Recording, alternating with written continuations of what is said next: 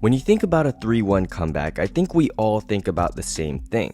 LeBron James and the Cleveland Cavaliers in the 2016 NBA Finals, and for good reason. Iguodala to Curry, back to Iguodala, up for the layup, oh, blocked by James! It was the first time such a comeback was achieved in the finals and still remains the only existing one, so of course we all gravitate towards it when thinking of the 3-1 comeback. But that wasn't the only 3-1 comeback in 2016, because right before that series was another one that was overshadowed and pushed to the side. And of course, I'm talking about the Western Conference Finals between the Golden State Warriors and the Oklahoma City Thunder. The Warriors had achieved the greatest regular season record of all time after just winning a championship the previous season, and the Thunder were a very formidable foe led by a prime Kevin Durant and Russell Westbrook. And it didn't take long for Golden State to find out just how dangerous their opponent really was. Iguodala has come on now for Golden State. A little crossover by Durant to set it up. Thunder down by 5. Westbrook all the way and scores. Off. Here comes Durant with Westbrook. Beautiful 2-on-1.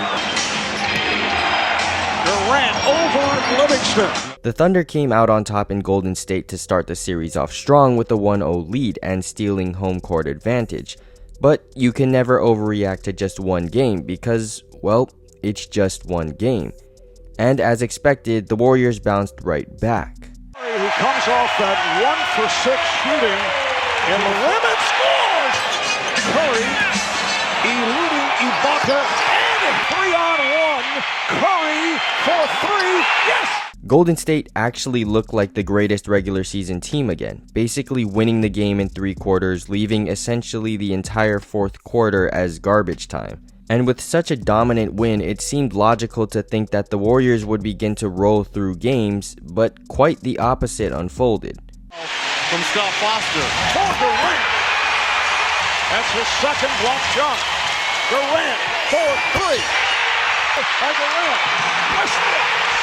Well executed. That's right. Here's the hesitation rule by Westbrook. First half. Westbrook for 3. Games 3 and 4 turned out to be absolute domination from the Thunder, and the duo of Kevin Durant and Russell Westbrook seemed to be unstoppable. Literally, I mean, over the course of those 2 games, they were averaging about 63 points combined. And then add that to the fact that the Warriors just weren't playing great. Back-to-back losses really wasn't a shocker, but the Warriors in a 3-1 deficit was. I'm saying I see nothing that he has done that is working. This is bad. This is very, very bad.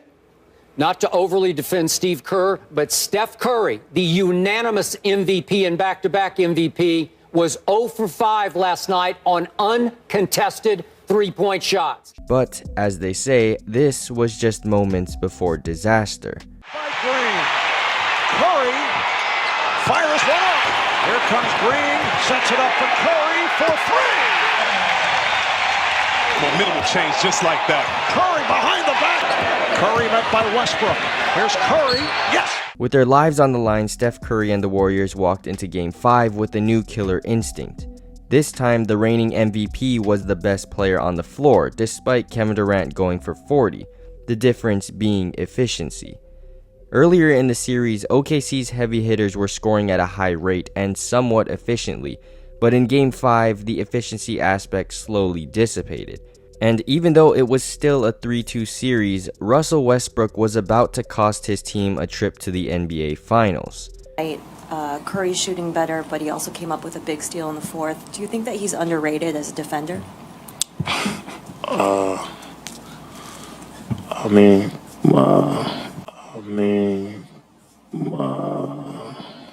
Poking the bear, in this case the bear being Steph Curry, is never a good idea, and the baby-faced assassin was about to show everyone why. The Thunder were still just 1 win away from the finals and heading back to their home court for the closeout game, but now they have given Steph Curry extra motivation, and his backcourt running mate was about to drop a legendary performance. The slow start. Curry on a crossover and hits. Thompson. A rainbow for the new possession. Thompson turning and shooting. And knock it down. A long 3 for Thompson. Here's Curry for 3. Yes! Works it down. 5 on the 24. Makes a move on Ibaka. Banks it home. The Splash Bros combined for 72 points to lift the Warriors to a Game 6 victory and force a Game 7 back in Golden State.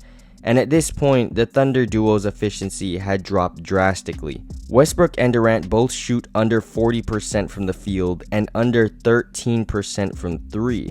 And Skip Bayless couldn't have said it any better. Russell Westbrook, who's laughing now? I throw that out because, Stephen A., you know and I know, it ain't over yet. And I'll recite the old cliche, he who laughs last laughs best. So maybe Russell and company could get the last laugh tonight at Oracle. But right now, Steph Curry's the one not laughing, but grinning. But it all comes down to Game 7. Even series, 1 win for a trip to the NBA Finals. Postseason. And Mark, think about this. Thunder went 3 of 23 in Game 6. That's Curry. Through to the front court. Curry all the way, sends high off glass. They're not down double digits again. Curry, yes. Tonight, 11 of 21. Here's Curry, yes. Lead for the Warriors. Curry over Durant, yes. And he fires, yes.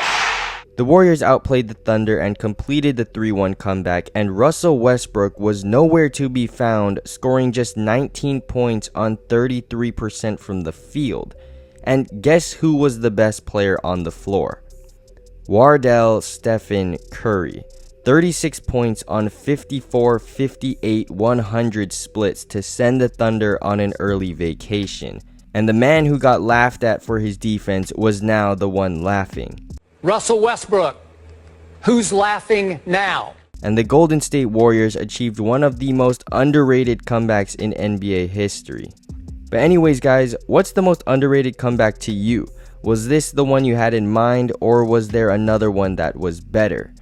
Let me know in the comments down below, and I'll catch y'all in the next one.